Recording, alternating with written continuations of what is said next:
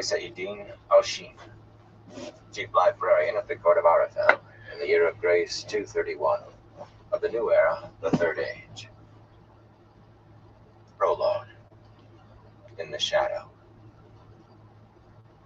The man who called himself Bors, at least in this place, sneered at the low murmuring that rolled around the vaulted chamber like the soft gabble of geese. His grimace was hidden by the black silk mask that covered his face, though, just like the masks that covered the 100 other faces in the chamber. 100 black masks and 100 pairs of eyes trying to see what lay behind them. If one did not look too closely, the room could have been in a palace, with its tall marble fireplaces and its golden lamps hanging from the domed ceiling, its colorful tapestries and intricately patterned mosaic floor. If one did not look too closely.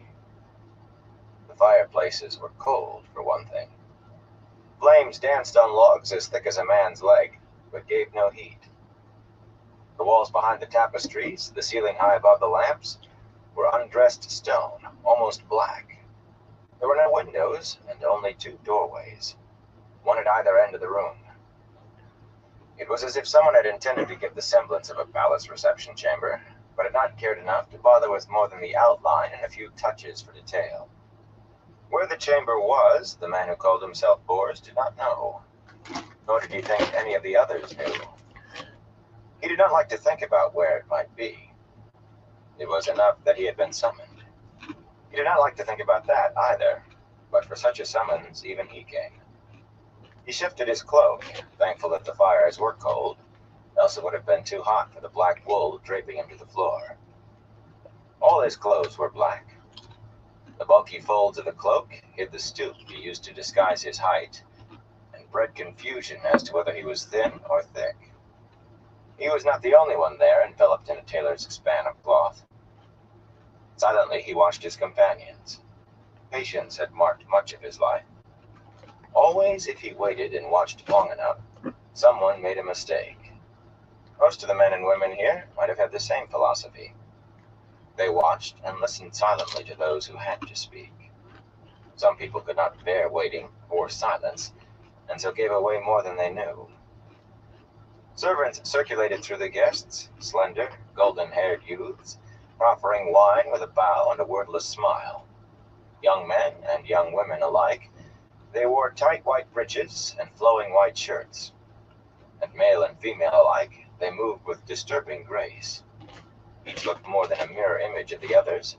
The boys as handsome as the girls were beautiful.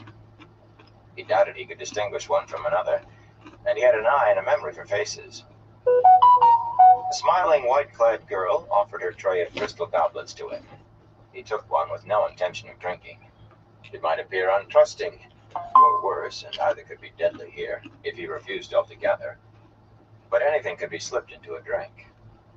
Surely some among his companions would have no objections to seeing the number of their rivals for power dwindle, whomever the unlucky ones happened to be.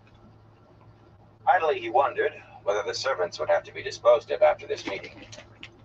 Servants hear everything. As the serving girl straightened from her bow, his eye caught hers above that sweet smile. Blank eyes, empty eyes, a doll's eyes. Eyes more dead than death. He shivered as she moved gracefully away and raised the goblet to his lips before he caught himself.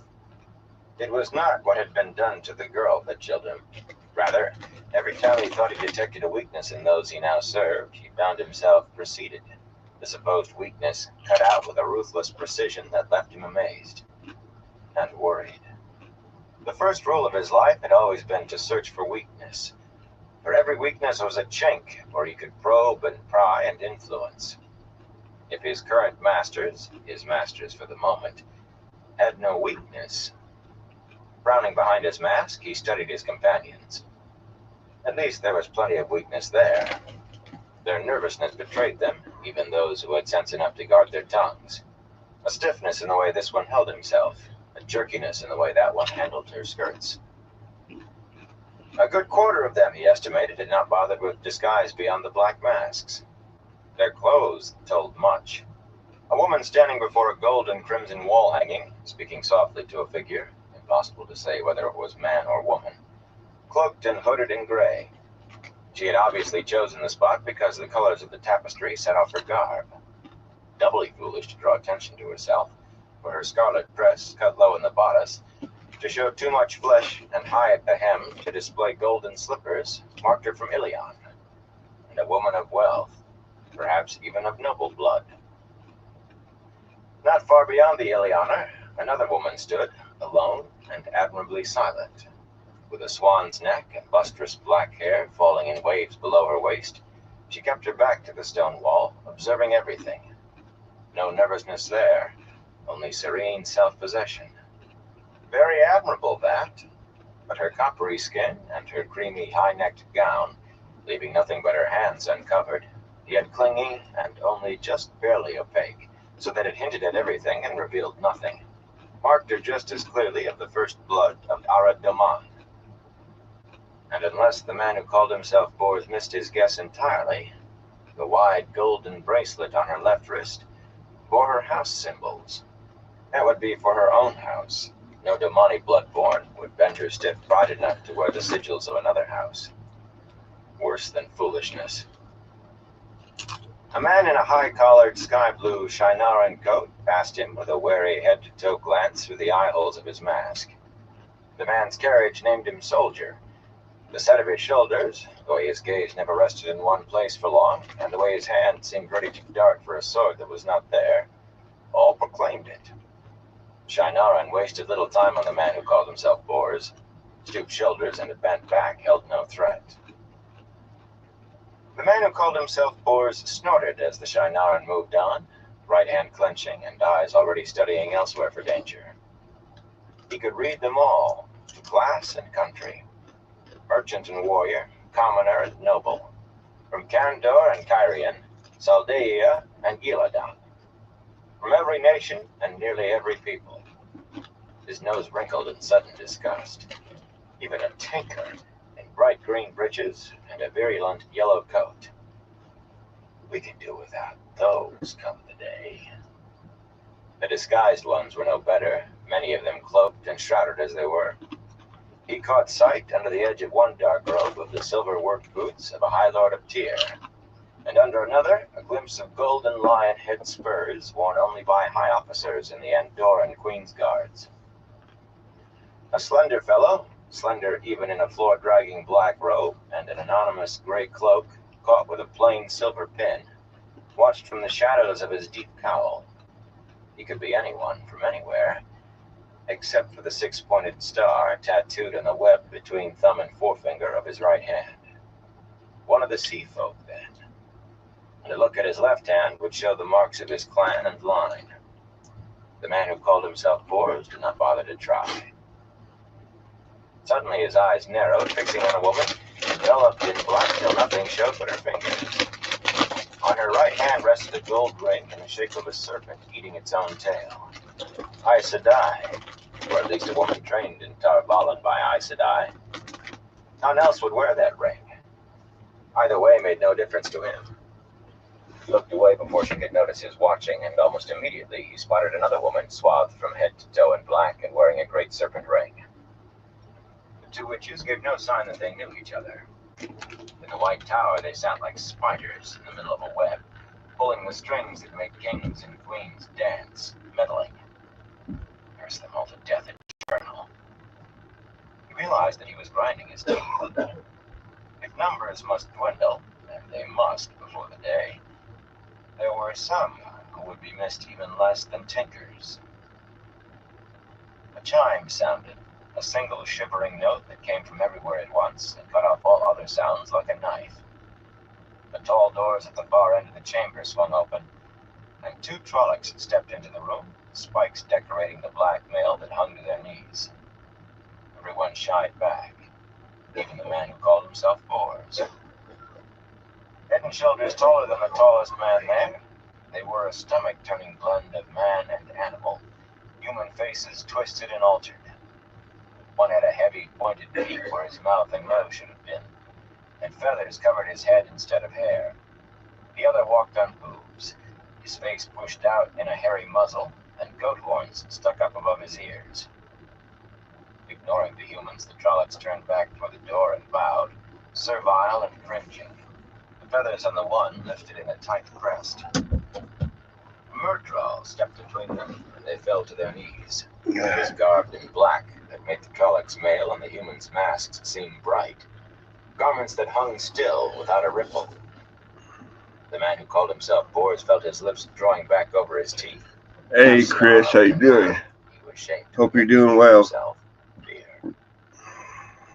It had its face uncovered, its pasty, pale face, a man's face, but eyeless as an egg, like a maggot in a grave. The smooth white face swiveled, regarding them all one by one, it seemed. A visible shiver ran through them under that eyeless look.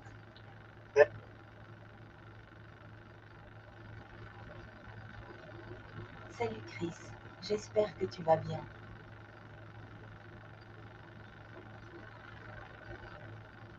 Bloodless lips quirked in what might almost have been a smile, as one by one the masked ones tried to press back into the crowd, milling to avoid that gaze.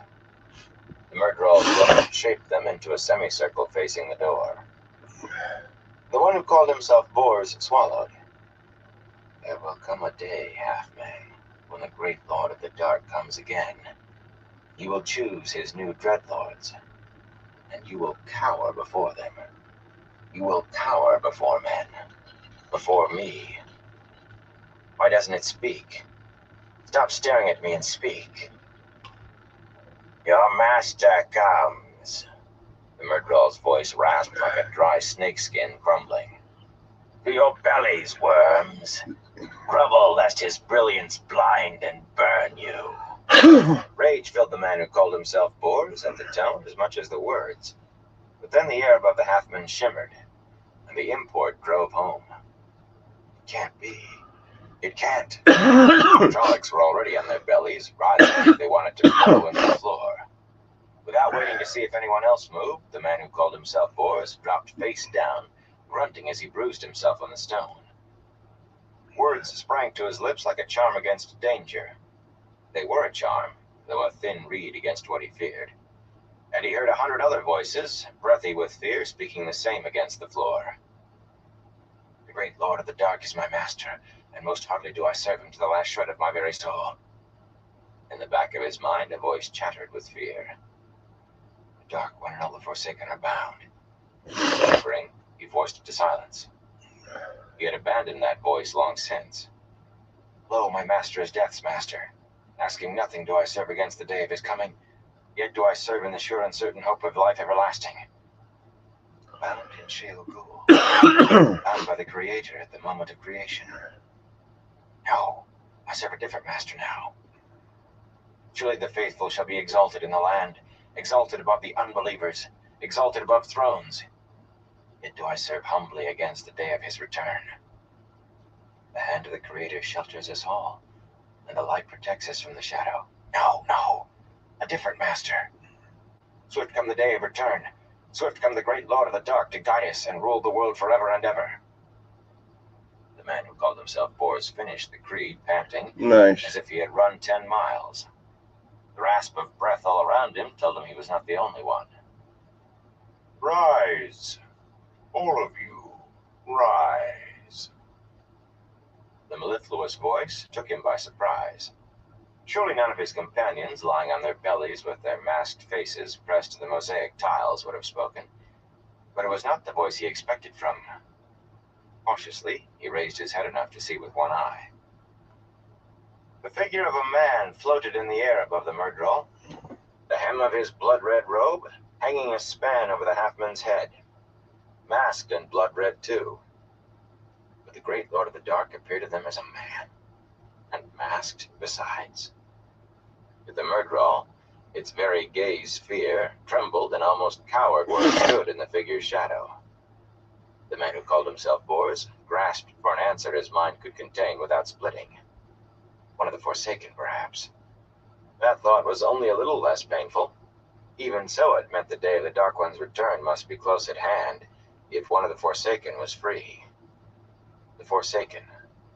13 of the most powerful wielders of the One Power in an age filled with powerful wielders have been sealed up in Shale Ghul along with the Dark One. sealed away from the world of man Nice, by the dragon Christopher. and the That's 100 always good. companions. And the backblast of that sealing Excuse me. tainted the male half of the true source. And all the male Aes Sedai, those cursed wielders of the power, went mad and broke the world, tore it apart like a pottery bowl smashed on rocks, ending their legends before they died, rotting while they still lived. Fitting death for Aes Sedai, to his mind.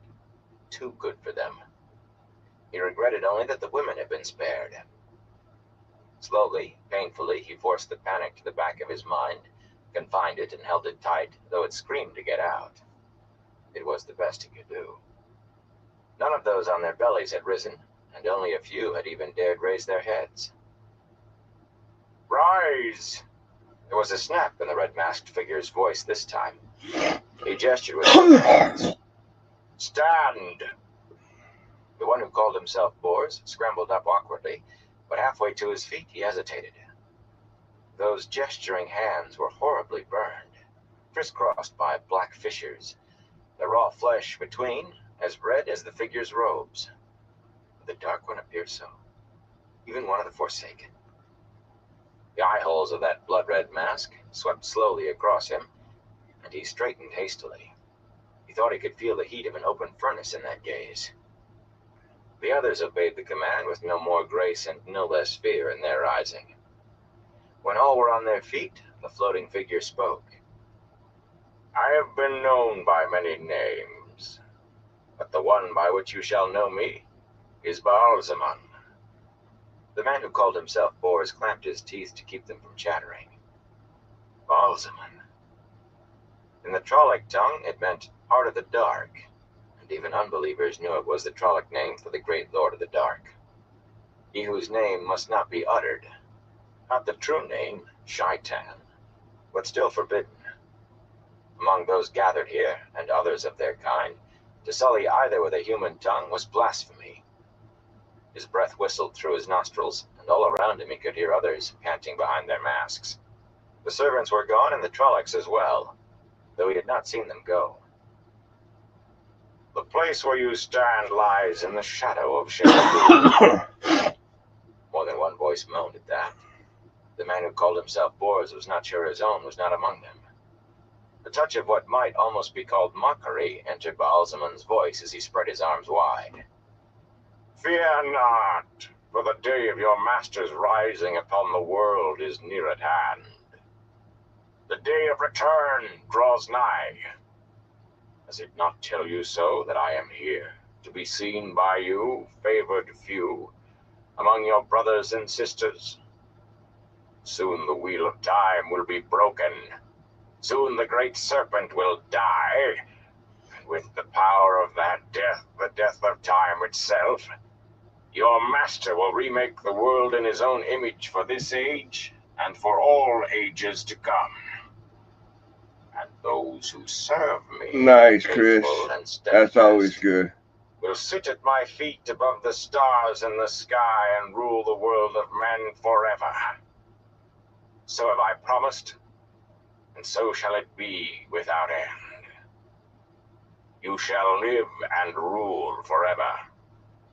A murmur of anticipation ran through the listeners, and some even took a step forward, toward the floating crimson shape, their eyes lifted, rapturous. And all the way nice. Even the man who called himself Bors felt the pull of that promise, the promise for which he had dealt away his soul 100 times over. The day of return comes closer, Baalzamon said. But there is much yet to do. Much to do. The air to Baalzamon's left shimmered and thickened, and the figure of a young man hung there, a little lower than Baalzamon. The man who called himself Bors could not decide whether it was a living being or not. A country lad, by his clothes, with a light of mischief in his brown eyes and a hint of a smile on his lips, as if in memory or anticipation of a prank. The flesh looked warm, but the chest did not move with breath. The eyes did not blink. The air to Baalzamon's right wavered as if with heat, and a second country-clad figure hung suspended a little below Baalzamon. A curly-haired youth, as heavily muscled as a blacksmith. And an oddity. A battle axe hung at his side, a great steel half-moon, balanced by a thick spike. The man who called himself Bors suddenly leaned forward, intent on an even greater strangeness. A youth with yellow eyes. For the third time, air solidified into the shape of a young man, this time directly under Baalzaman's eye, almost at his feet. A tall fellow, with eyes now gray, now almost blue as the light took them, and dark reddish hair. Another villager or farmer. The man who called himself Bors gasped.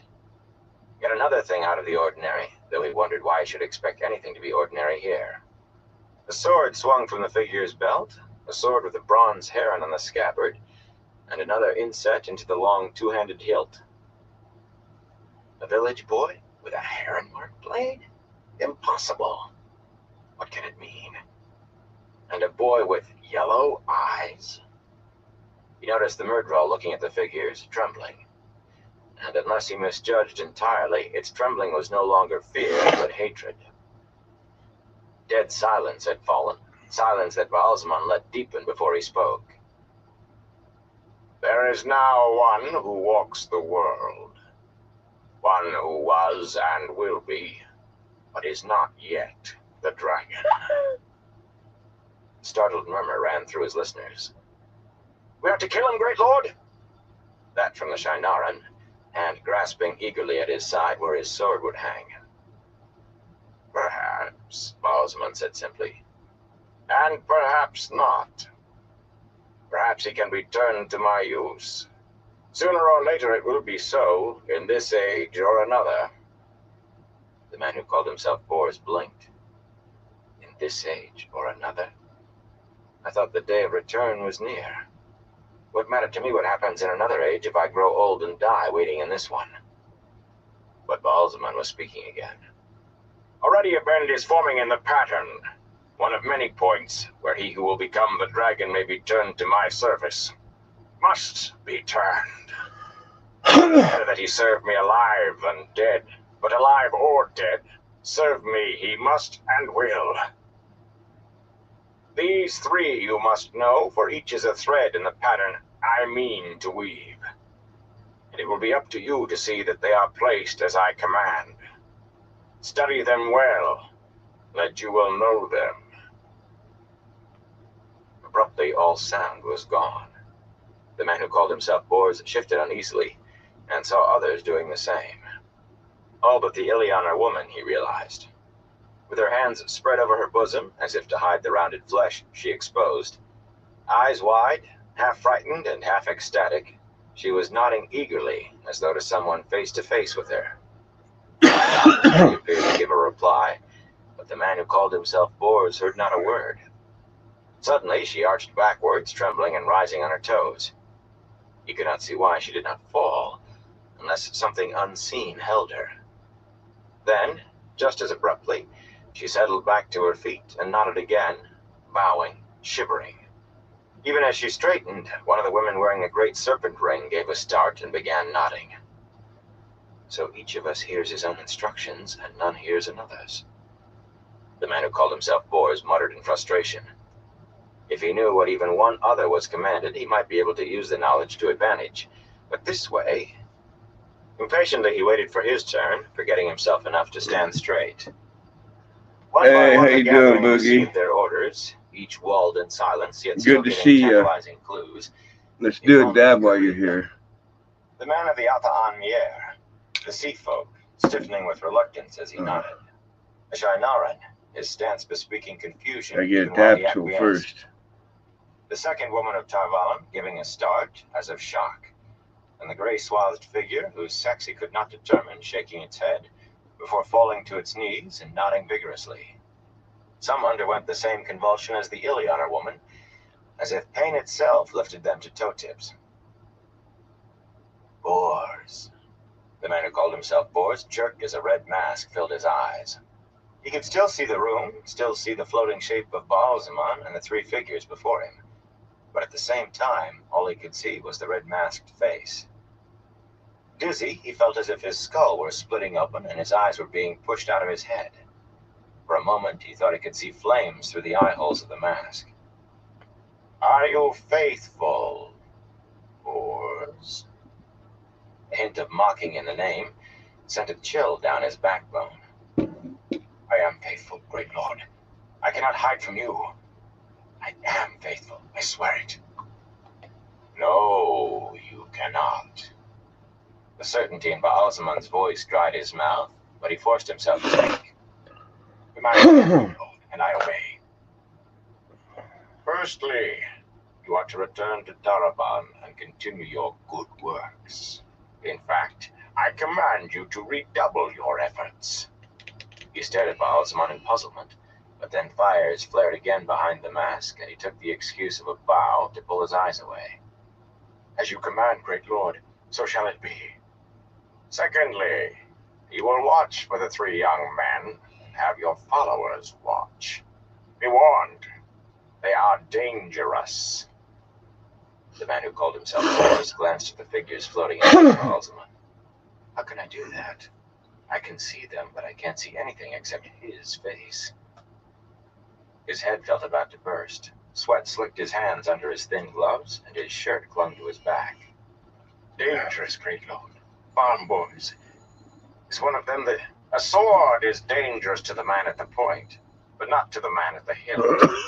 Unless the man holding the sword is a fool, or careless, or unskilled. In which case, it is twice as dangerous to him as to anyone else. It is enough that I have told you.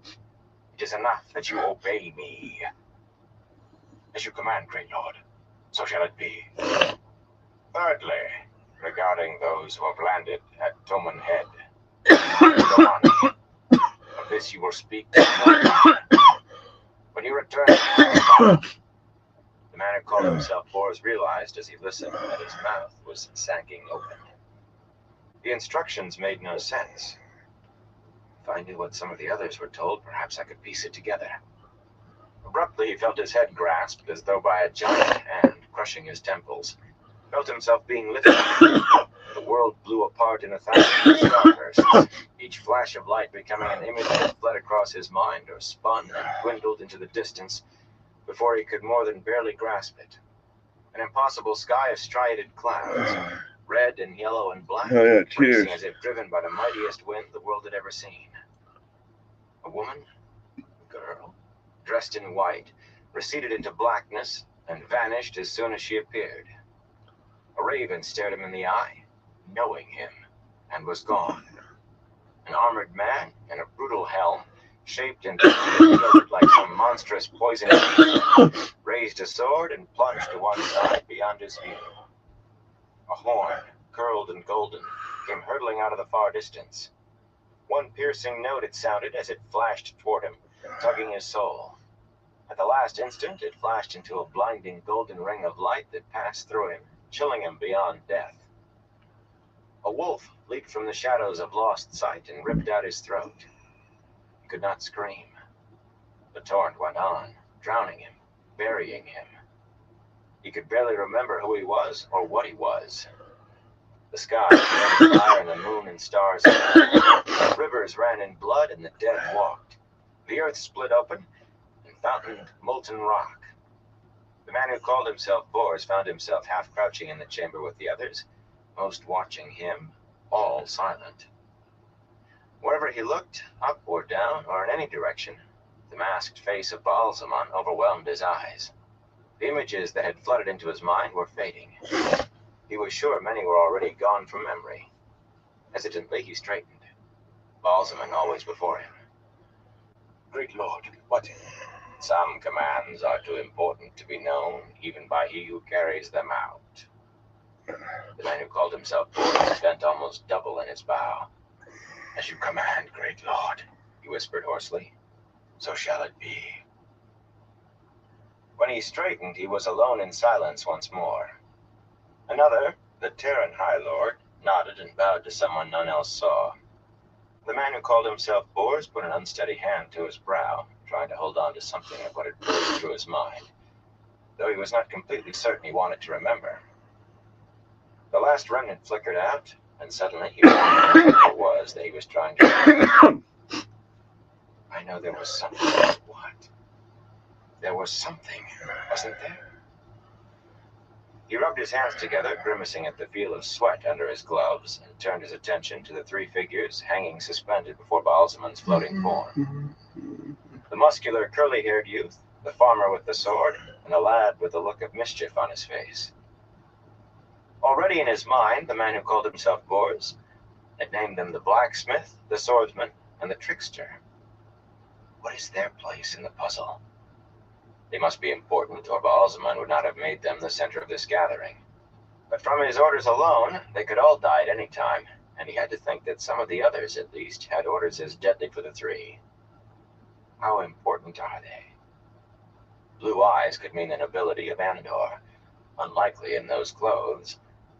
And there were Borderlanders with light eyes, as well as some Terrans, not to mention a few from Gillidan, and of course, no help there. But Yellow Eyes? Who are they? What are they? He started at a touch on his arm, and looked around to find one of the white-clad servants, a young man, standing by his side. The others were back too, more than before, one for each of the masked. He blinked. Baalzaman was gone. The Myrddraal was gone too, and only rough stone was where the door it used had been. The three figures still hung there, though. He felt as if they were staring at him. "If it please you, my Lord Bors, I will show you to your room." Avoiding those dead eyes, he glanced once more at the three figures, then followed. Uneasily, he wondered how the youth had known what name to use. It was not until the strange carved doors closed behind him, and they had walked a dozen paces, that he realized he was alone in the corridor with the servant. His brows drew down suspiciously behind his mask, but before he could open his mouth, the servant spoke. "The others are also being shown to their rooms, my lord. If you please, my lord. Time is short, and our master is impatient." The man who called himself Bors ground his teeth at the lack of information, and at the implication of sameness between himself and the servant. But he followed in silence. Only a fool ranted at a servant, and worse, remembering the fellow's eyes, he was not sure it would do any good. And how did he know what I was going to ask? The servant smiled. The man who called himself Bors did not feel at all comfortable until he was back in the room where he had waited on first arriving. And then not much. Even finding the seals on his saddlebags untouched was small comfort. The servant stood in the hallway, not entering.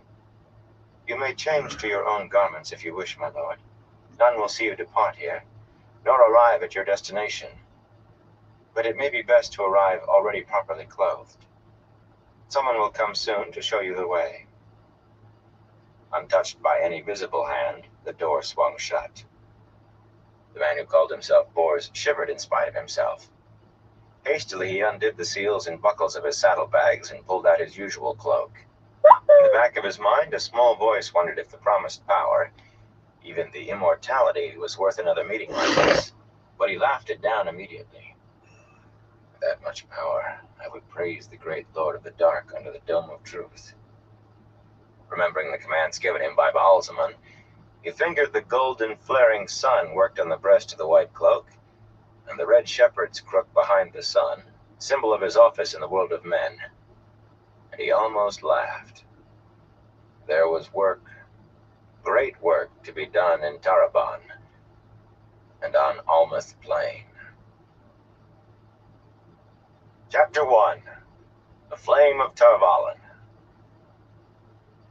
The wheel of time turns, and ages come and pass, leaving memories that become legend, then fade and are long forgot when that age comes again. In one age, called the Third Age by some, an age yet to come, an age long past, a wind rose in the mountains of doom. The wind was not the beginning. There are neither beginnings nor endings to the turning of the wheel of time. But it was a beginning. Born among black, knife-edged peaks, where death roamed the high passes, yet hid from things still more dangerous, the wind blew south across the tangled trails of the great blight, tainted and twisted by the touch of the Dark One. The sickly sweet smell of corruption faded by the time the wind crossed that invisible line men called the border of Shinar, where spring flowers hung thick in the trees. It should have been summer by now, but spring had been late in coming, and the land had run wild to catch up. New-come pale green bristled on every bush, and red new growth tipped every tree branch. The wind rippled farmers' fields like verdant ponds, solid with crops that almost seemed to creep upward visibly. The smell of death was all but gone long before the wind reached the stone-walled town of Fal Dara on its hills, and whipped around a tower of the fortress in the very center of the town, a tower atop which two men seemed to dance. Hard-walled and high, Fal Dara both keep and town, never taken, never betrayed. The wind moaned across wood-shingled rooftops, around tall stone chimneys and taller towers, moaned like a Stripped to the waist, Randolph Thor shivered at the wind's cold caress, and his fingers flexed on the long hilt of the practice sword he held. The hot sun had slicked his chest, and his dark reddish hair clung to his head in a sweat-curled mat. A faint odor in the swirl of air made his nose twitch, but he did not connect the smell with the image of an old grave, fresh opened, that flashed through his head. He was barely aware of odor or image at all. He strove to keep his mind empty, but the other man sharing the tower top with him kept intruding on the emptiness. 10 paces across, the tower top was, encircled by a chest-high, crenellated wall. Big enough, and more, not to feel crowded, except when shared with a warder. Young as he was, Rand was taller than most men, but Lan stood just as tall and more heavily muscled, if not broad in the shoulders.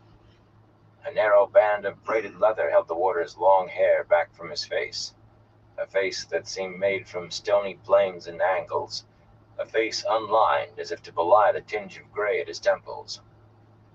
Despite the heat and exertion, only a light coat of sweat glistened on his chest and arms. Rand searched Lan's icy blue eyes, hunting for some hint of what the other man intended. The warder never seemed to blink, and the practice sword in his hands moved surely and smoothly as he flowed from one stance to another.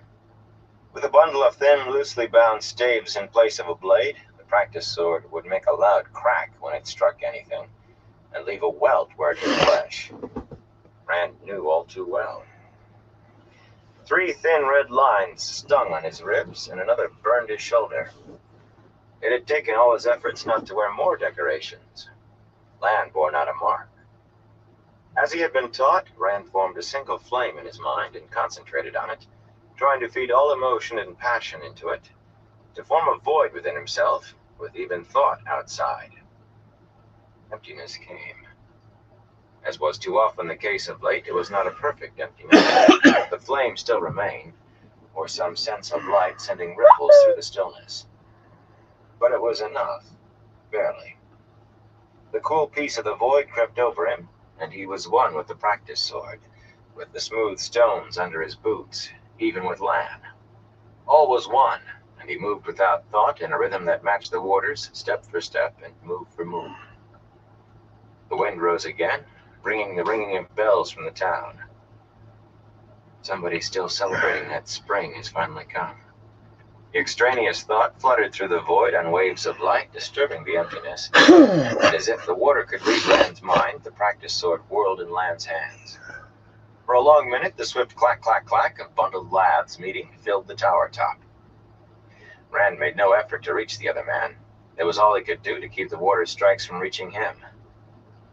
Turning Lan's blows at the last possible moment, he was forced back. Lan's expression never changed. The practice sword seemed alive in his hands. Abruptly, the warder's swinging slash changed in mid-motion to a thrust. Caught by surprise, Rand stepped back, already wincing with the blow he knew he could not stop this time. The wind howled across the tower and trapped him. It was as if the air had suddenly gelled, holding him in a cocoon, pushing him forward. Time and motion slowed. Horrified, he watched Lan's practice sword drift toward his chest. There was nothing slow or soft about the impact. His ribs creaked as if he had been struck with a hammer. He grunted, but the wind would not allow him to give way. It still carried him forward instead.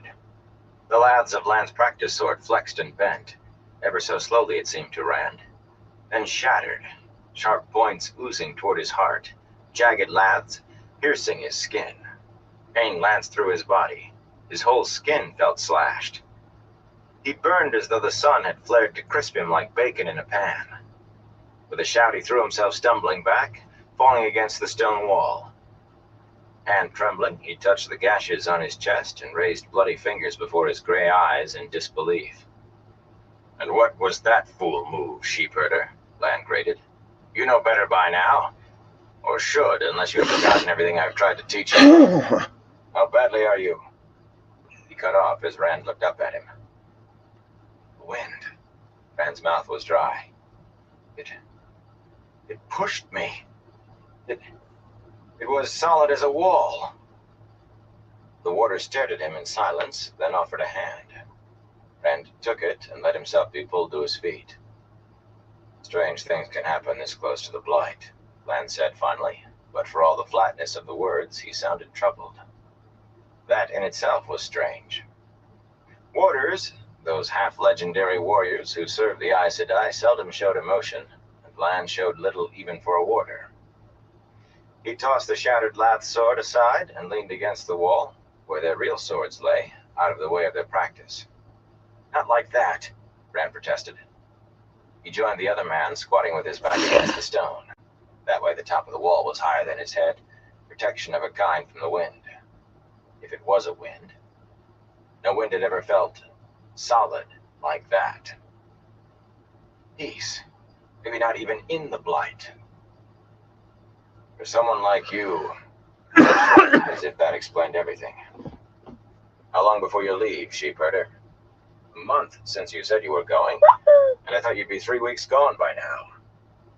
Rand stared up at him in surprise. He's acting like nothing happened. Frowning, he set down the practice sword and lifted his real sword to his knees, fingers running along the long, leather-wrapped hilt inset with a bronze heron. Another bronze heron stood on the scabbard, and yet another was scribed in the sheathed blade. It was still a little strange to him that he had a sword. Any sword, much less one with a blade master's mark. He was a farmer from the Two Rivers, so far away now. Maybe far away forever now. He was a shepherd like his father. I was a shepherd. What am I now? And his father had given him a heron-marked sword. Tam is my father, no matter what anybody says. He wished his own thoughts did not sound as if he was trying to convince himself. Again, Lan seemed to read his mind. In the Borderlands, sheepherder, if a man has the raising of a child, that child is his. None can say different. Scowling, Rand ignored the warder's words. It was no one's business but his own. I want to learn how to use this. I need to. It had caused him problems, carrying a heron-marked sword. Not everybody knew what it meant, or even noticed it. But even so, a heron-marked blade, especially in the hands of a youth barely old enough to be called a man, still attracted the wrong sort of attention. I've been able to bluff sometimes, when I could not run, and I've been lucky besides. What happens when I can't run, and I can't bluff, and my luck runs out? You could sell it, Lan said carefully. That blade is rare, even among heron-marked swords. It would fetch a pretty price. No! It was an idea he had thought of more than once, but he rejected it now for the same reason he always had, and more fiercely for coming from someone else. As long as I keep it, I have the right to call Tam my father. He gave it to me, and it gives me the right. I thought any heron-marked blade was rare. Lan gave him a sidelong look. Tam didn't tell you then? He must know.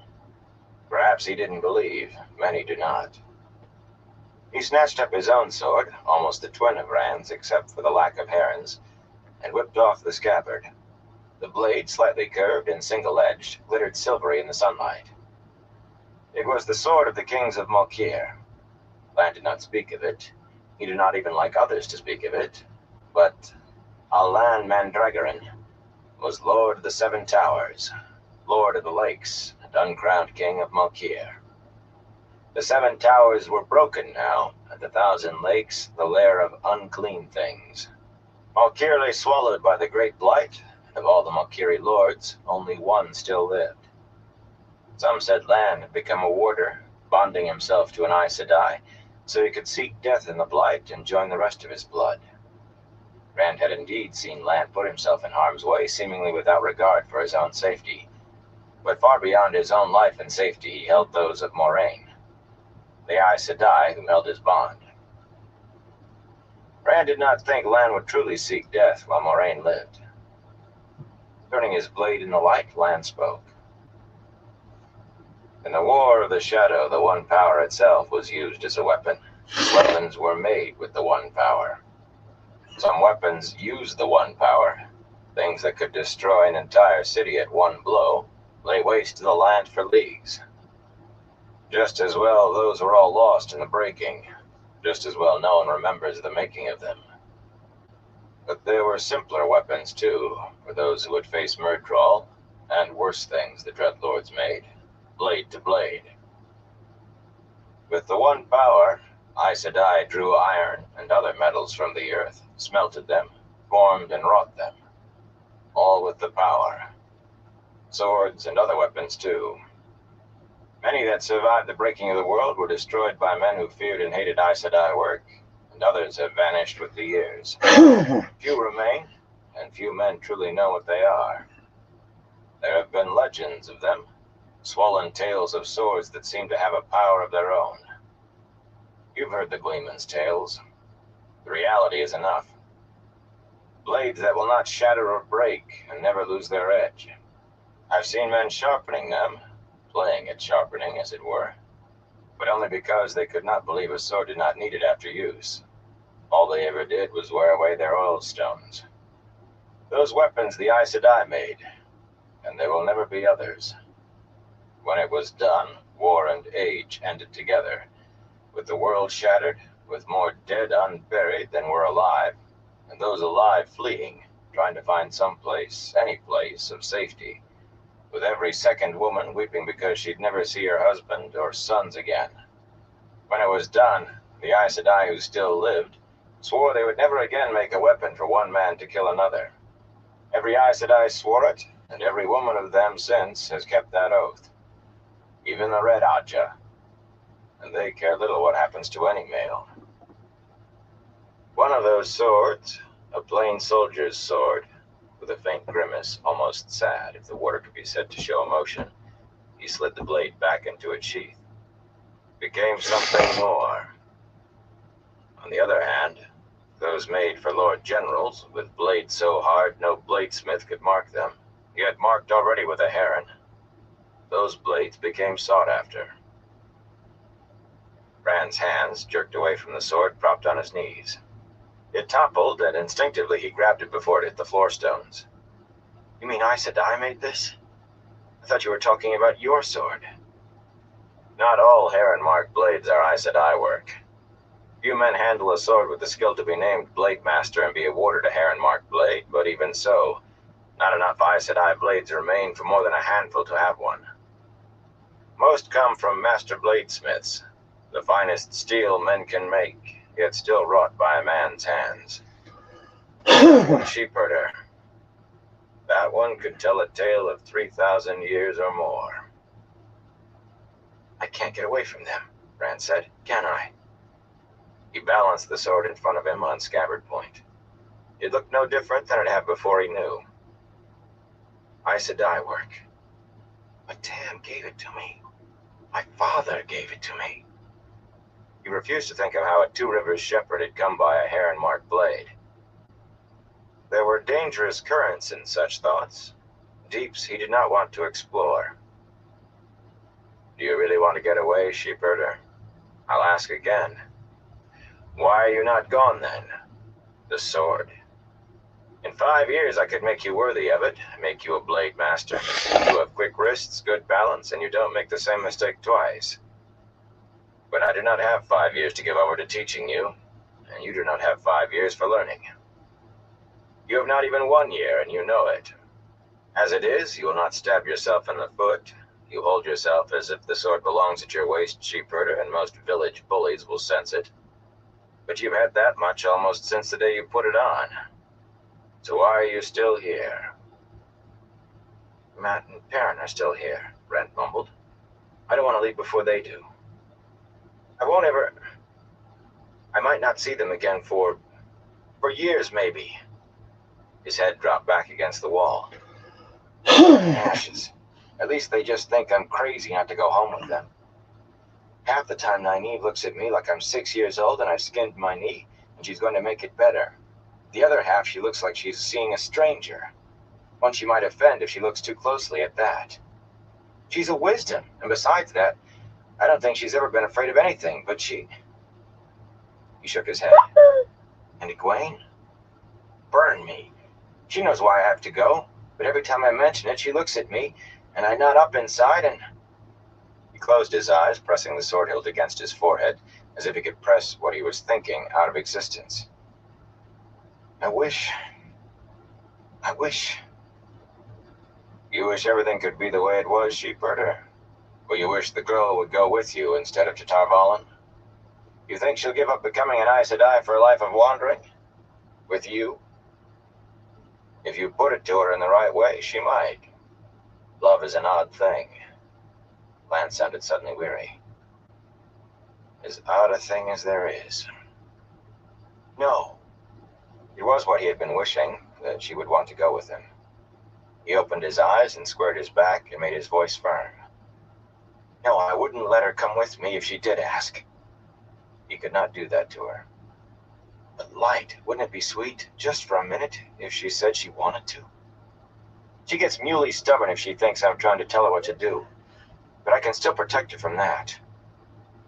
He wished she were back home in Emmons Field, but all hope of that had gone the day Moraine came to the Two Rivers. Even if it means she does become an Aes Sedai. The corner of his eye caught Lan's raised eyebrow, and he flushed. And that is all the reason? You want to spend as much time as you can with your friends from home before they go? That's why you're dragging your feet. You know what's sniffing at your heels. Brent surged angrily to his feet. All right, it's Moraine. I wouldn't even be here if not for her, and she won't as much as talk to me. You'd be dead if not for her, sheepherder, Lance said flatly. But Rand rushed on. She tells me horrible things about myself. His knuckles whitened on the sword. I'm going to go mad and die. And then suddenly, she won't even say 2 words to me. She acts as if I'm no different from the day she found me, and that smells wrong too. You want her to treat you like what you are? No, I don't mean that. Burn me, I don't know what I mean half the time. I don't want that. And I'm scared of the other. Now she's gone off somewhere, vanished. I told you she needs to be alone sometimes. It isn't for you or anyone else to question her actions. Without telling anybody where she was going, or when she'd be back, or even if she would be back. She has to be able to tell me something to help me, Lan. Something. She has to. If she ever comes back. She's back, sheepherder. Last night. But I think she has told you all she can. Be satisfied. You've learned what you can from her. With a shake of his head, Lan's voice became brisk. You certainly aren't learning anything standing there. Time for a little balance work. Go through parting the silk, beginning from Heron waiting in the rushes. Remember that Heron form is only for practicing balance. Anywhere but doing forms, it leaves you wide open. You can strike home from it if you wait for the other man to move first. But you'll never avoid his blade. She has to be able to tell me something, Lan. That wind, it wasn't natural, and I don't care how close to the blight we are. Heron waiting in the rushes, sheepherder. And mind your wrists. From the south came a faint peal of trumpets, a rolling fanfare suddenly growing louder, accompanied by the steady thrum-thrum-thrum-thrum of drums. For a moment, Rand and Lan stared at each other. Then the drums drew them to the tower wall to stare southward. The city stood on high hills, the land around the city walls cleared to ankle height for a full mile in all directions, and the keep covered the highest hill of all. From the tower top, Rand had a clear view across the chimneys and roofs to the forest. The drummers appeared first from the trees, a dozen of them, drums lifting as they stepped to their own beat, mallets whirling. Next came trumpeters, long, shining horns raised, still calling the flourish. At that distance, Rand could not make out the huge square banner whipping in the wind behind them. Land grunted, though. The warder had eyes like a snow eagle. Rand glanced at him, but the warder said nothing, his eyes intent on the column emerging from the forest. Mounted men in armor rode out of the trees, and women a horseback, too. Then a palanquin borne by horses, one before and one behind, its curtains down, and more men on horseback. Ranks of men afoot, pikes rising above them like a bristle of long thorns, and archers with their bows held slanted across their chests, all stepping to the drums. Trumpets cried again. Like a singing serpent, the column wound its way toward Fal Dara. The wind flapped the banner, taller than a man, straight out to one side. As big as it was close enough now for Rand to see clearly. A swirl of colors that meant nothing to him, but at the heart of it, a shape like a pure white teardrop. His breath froze in his throat. The flame of Tar Valon. Ingtar's with them. Lan sounded as if his thoughts were elsewhere. Back from his hunting at last. Been gone long enough. I wonder if he had any luck. Aes Sedai, Rand whispered when he finally could. All those women out there. Moiraine was Aes Sedai, yes, but he had traveled with her. And if he did not entirely trust her, at least he knew her. Or thought he did. But she was only one. So many Aes Sedai together and coming like this was something else again. He cleared his throat. When he spoke, his voice grated. Why so many, Lan? Why any at all? And with drums and trumpets and a banner to announce them. Aes Sedai were respected in Shinar, at least by most people, and the rest respectfully feared them. But Rand had been in places where it was different, where there was only the fear and often hate. Where he had grown up, some men at least spoke of Tar Valon witches as they would speak of the Dark One. He tried to count the women, but they kept no ranks or order, moving their horses around to converse with one another or with whoever was in the palanquin. Goosebumps covered him. He had traveled with Moiraine, and met another Aes Sedai, and he had begun to think of himself as worldly. Nobody ever left the Two Rivers, or almost nobody, but he had. He had seen things no one back in the Two Rivers had ever laid eyes on, done things they had only dreamed of, if they had dreamed so far. He had seen a queen and met the daughter heir of Andor, faced a Myrddraal and traveled the ways, and none of it had prepared him for this moment. Why so many? He whispered again. The Amyrlin seats come in person. Lan looked at him, his expression as hard and unreadable as a rock. Your lessons are done, sheepherder. He paused then, and Rand almost thought there was sympathy on his face. That could not be, of course. Better for you if you were a week gone. With that, the warder snatched up his shirt and disappeared down the ladder into the tower. Rand worked his mouth, trying to get a little moisture. He stared at the column approaching Fal Dara as if it really were a snake, a deadly viper. The drums and trumpets sang loud in his ears. The Amyrlin seat who ordered the Aes Sedai. She's come because of me. He could think of no other reason. They knew things, had knowledge that could help him, he was sure. And he did not dare ask any of them. He was afraid they had come to gentle him. And afraid they haven't, too, he admitted reluctantly. Light, I don't know which scares me more. I don't mean to channel the power, he whispered. It was an accident. Light, I don't want anything to do with it. I swear I'll never touch it again, I swear it. With a start, he realized that the Aes Sedai party was entering the city gates. The wind swirled up fiercely, chilling his sweat like droplets of ice, making the trumpets sound like sly laughter. He thought he could smell an opened grave strong in the air.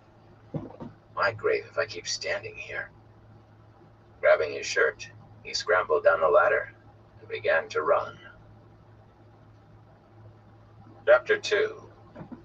Welcome.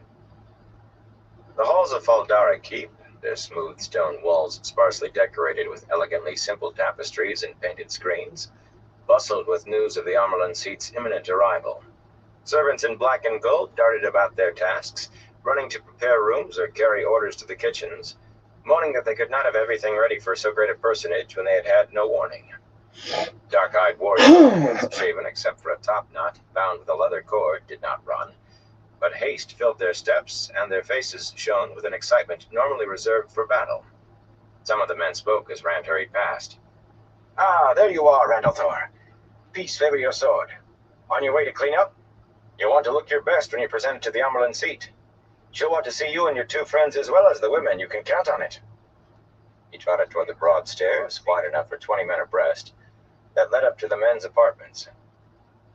"The Amerlin herself, come with no more warning than a pack peddler. Must be because of Moraine Sedai and you Southerners, eh? What else?"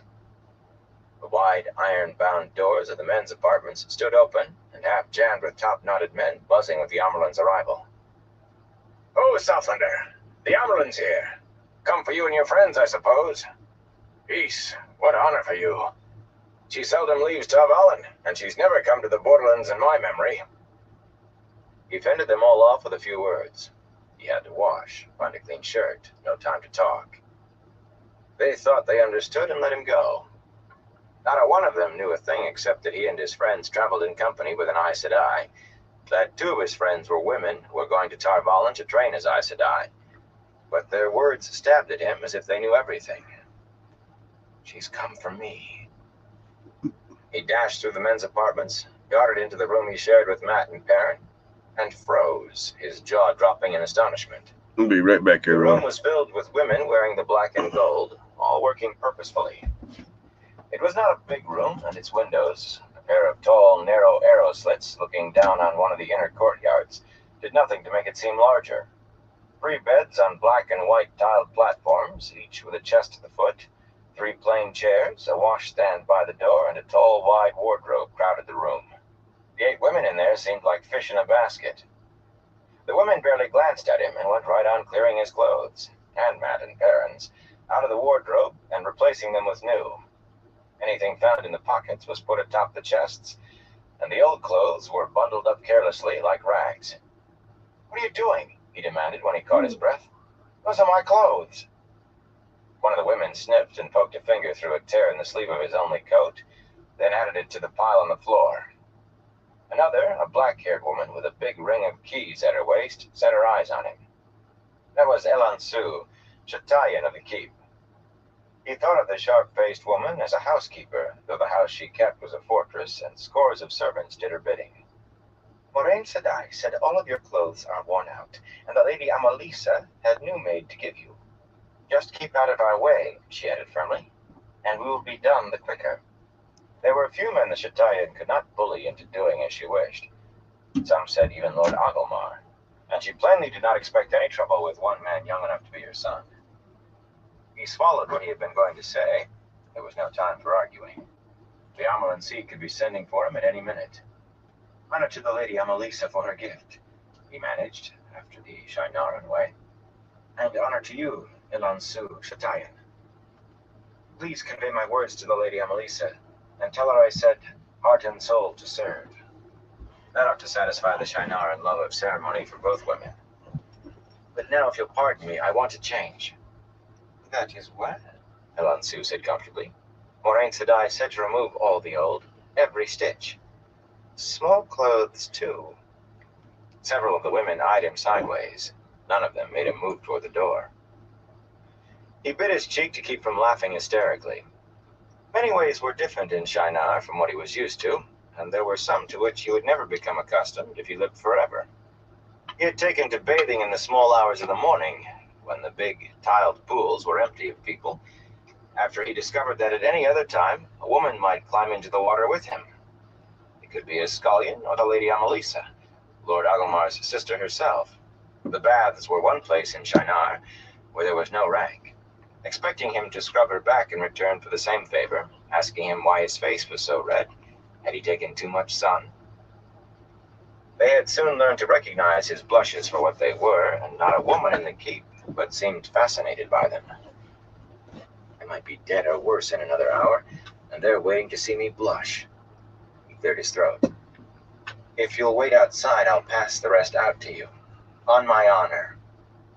One of the women gave a soft chortle, and even Elansu's lips twitched, but the Chatayan nodded and directed the other women to gather up the bundles they had made. She was the last to leave, and she paused in the doorway to add, "Boots, too.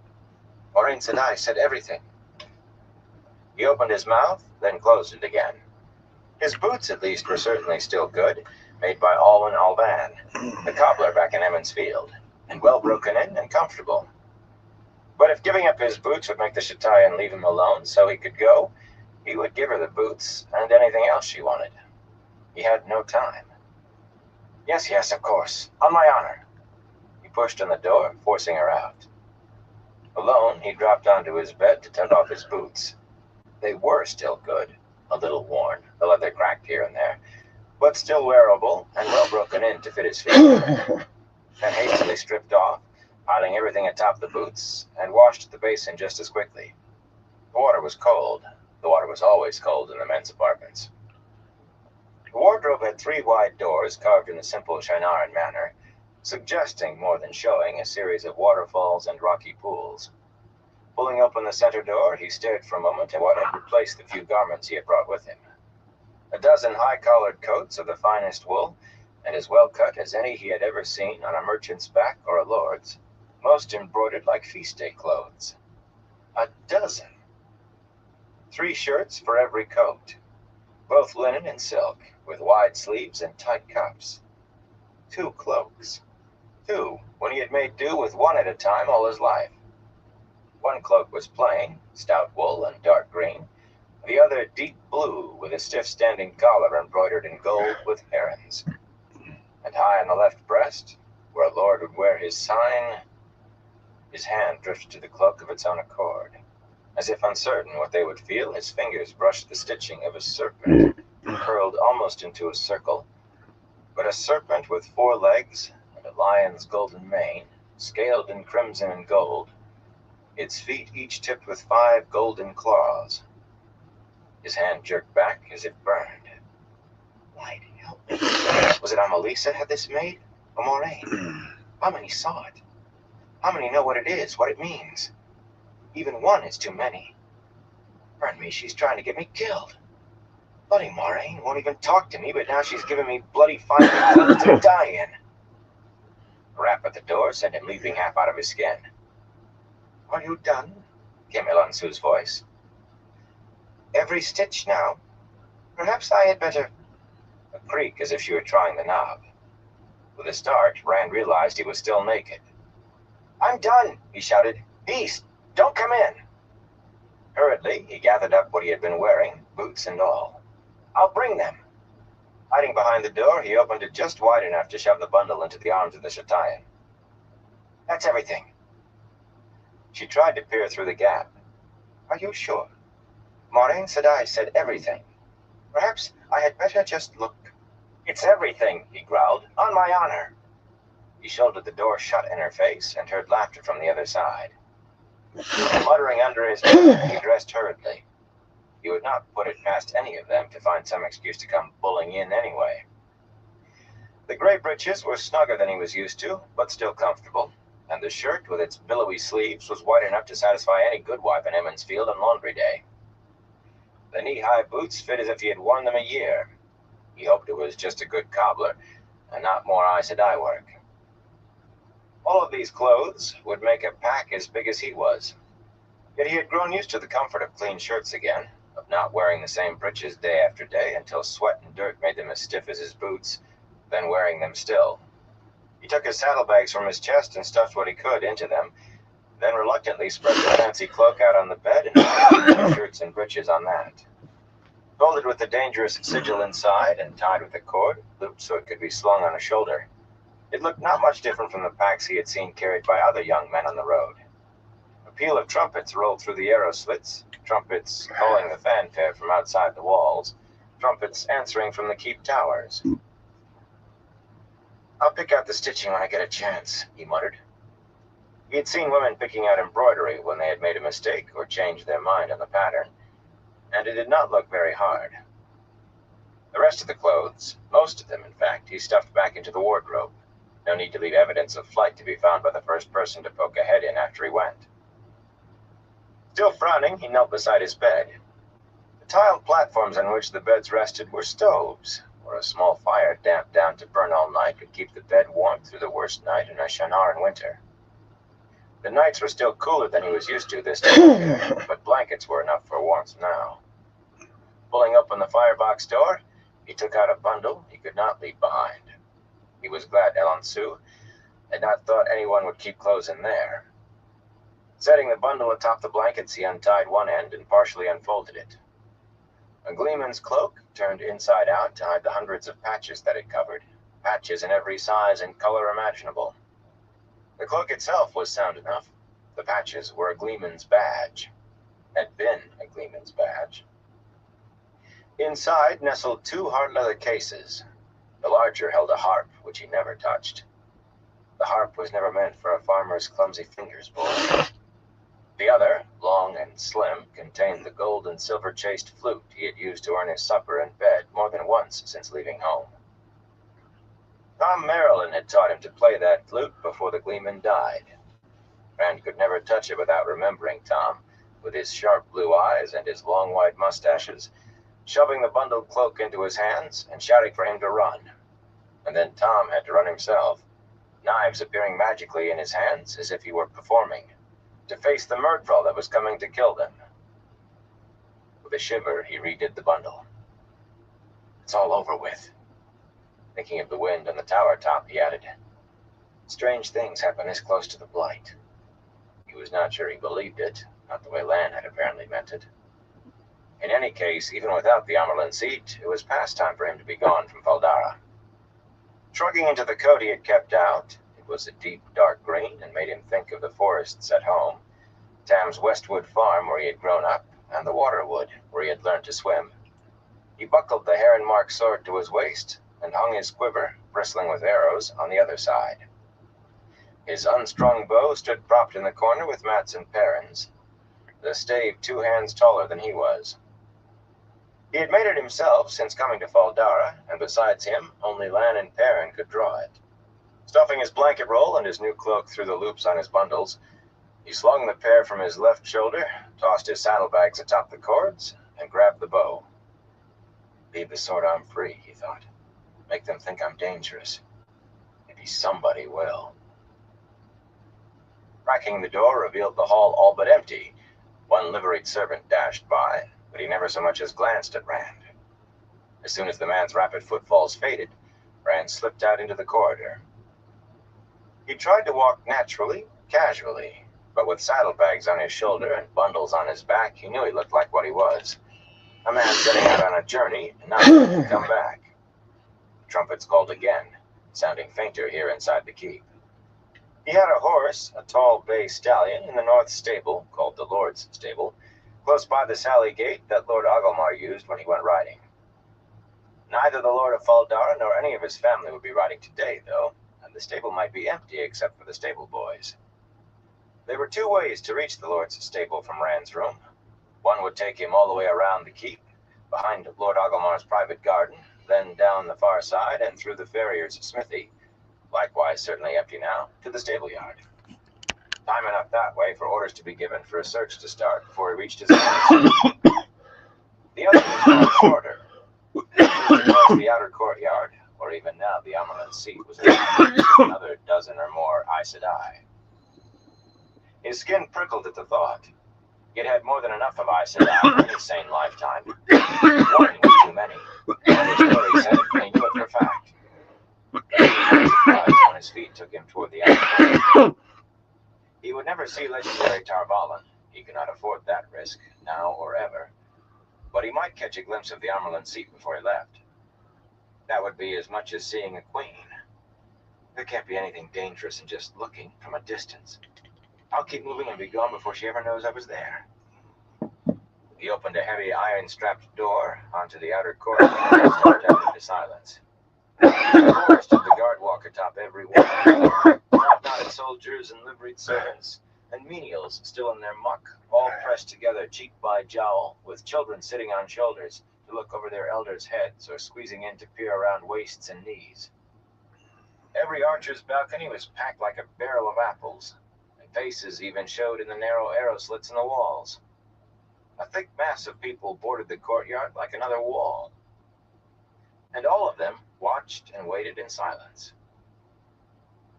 He pushed his way along the wall in front of the smithies and Fletcher's stalls that lined the court. Valdara was a fortress, despite its size and everything about it served that end, apologizing quietly to the people he jostled. Some looked around with a frown, and a few gave a second stare to his saddlebags and bundles, but none broke the silence. Most did not even bother to look at who had bumped past them. He could easily see over the heads of most of them, enough to make out clearly what was going on in the courtyard. Just inside the main gate, a line of men stood beside their horses, 16 of them. No two wore the same kind of armor or carried the same sort of sword, and none looked like Lan, but Rand did not doubt they were warders.